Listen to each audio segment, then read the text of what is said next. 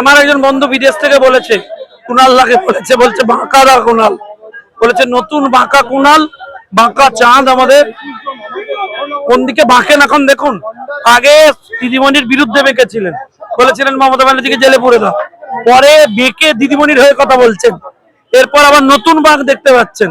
এত বাঁকের সমাহার নিয়ে নতুন রূপে তিনি অবতীর্ণ হয়েছেন, বাঁকা দা কুণাল। তৃণমূলের একাংশ বলে যে আপনাদের বিজেপি দলটা তৃণমূল থেকে ছাঁটাই যে কর্মীরা বা যার নেতারা তাদেরকে নিয়ে তৈরি। তৃণমূলের একাংশ বলে যে তৃণমূল তো কংগ্রেসের মা, তৃণমূল কি নিজে তৈরি হচ্ছে নি?